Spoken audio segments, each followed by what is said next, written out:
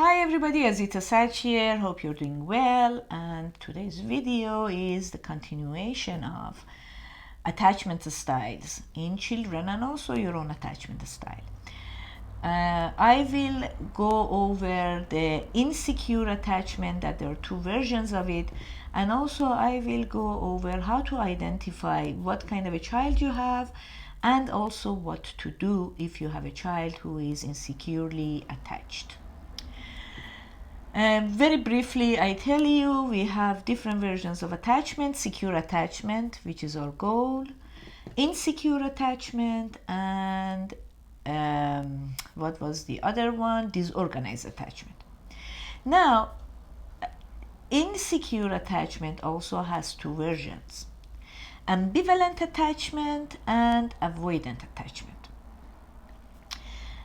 Now, first I'm going to tell you about the ambivalent attachment, which is the child is constantly anxious. So if you have an anxious child, it means your child is insecure in an ambivalent form. And if you leave and the child has extremely difficult time to let go and expresses a lot of anxieties, shouts and screams, and consoles very hardly, basically cannot calm down and relax for a long time after you left, and when you come back still shows signs of dysregulation, some signs of anxiety, and clings to you very hardly, this child is ambivalently attached.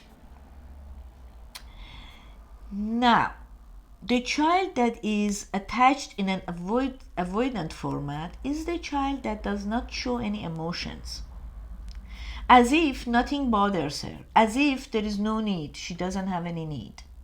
She appears as a very independent person, but it's a fake independence because she's hurting inside. She has suppressed all her feelings and has decided not to have any needs. This child, the reason for her to develop this kind of an attachment is the parent was not available and neglectful and negligent to the child's need. So whenever the child had any need, the parent basically closed the door, didn't want to see it, didn't want to hear it, and basically avoided. So the child learns that my emotions are not going to be met, understood, and my needs are not going to be met either. So therefore, let me just cut it, make myself not have any needs because I don't want to have disappointment. So this child kills everything inside and appears as quite independent. They have when they grow up, they have extremely difficult time in connecting with other adults, with peers, with spouses, with friends. They stay very superficial, they don't show emotions, they don't go deep in any kind of a relationship, and they are extremely independent and as if they have no needs. They have very difficult time ask for help, and they torture themselves to do whatever and not to ask for help.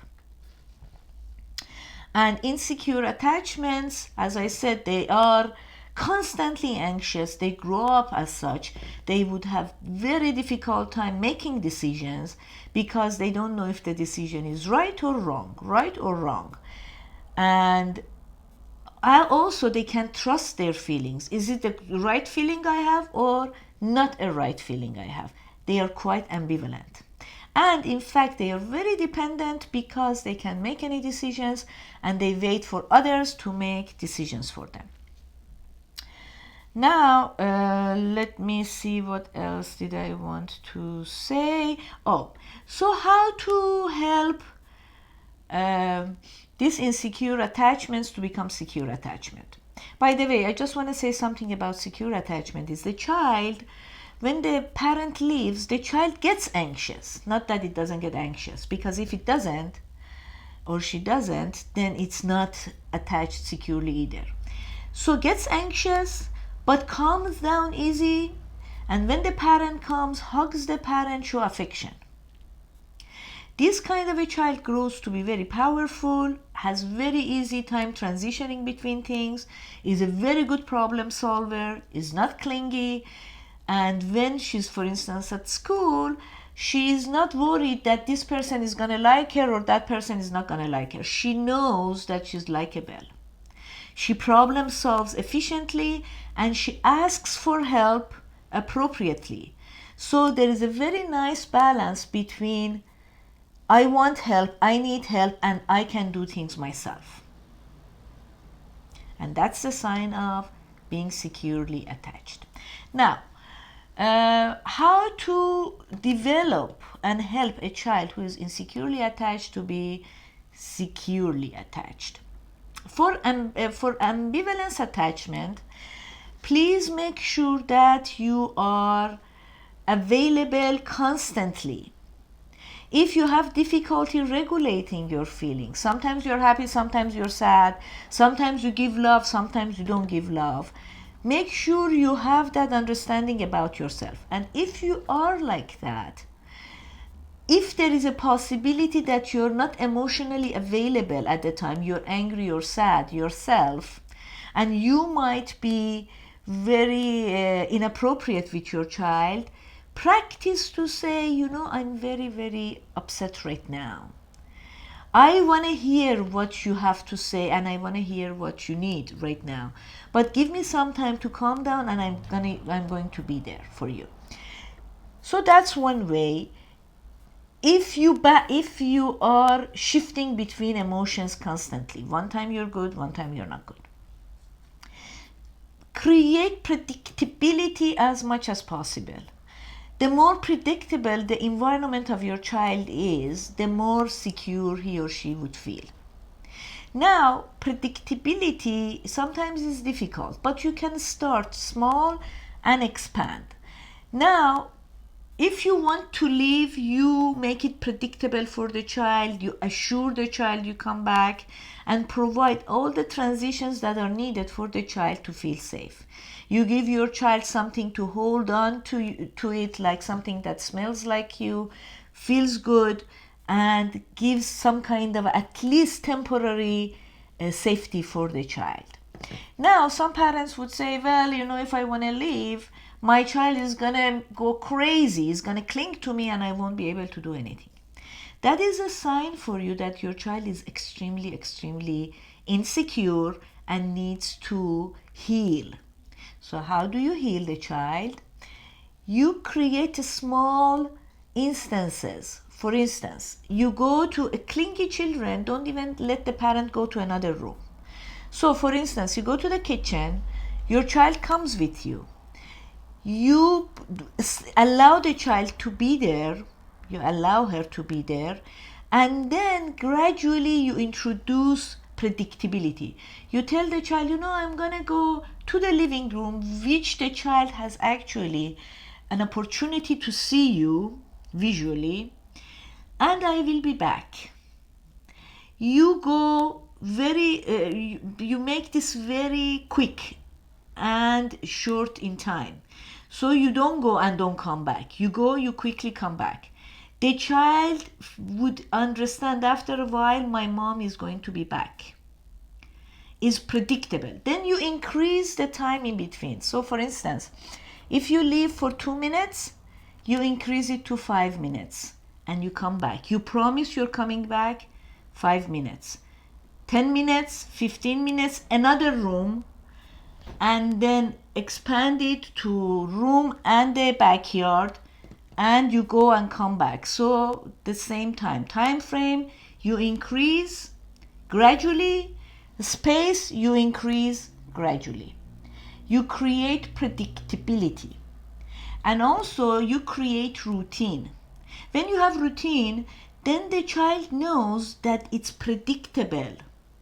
I will know what's coming, and therefore it creates a secure attachment.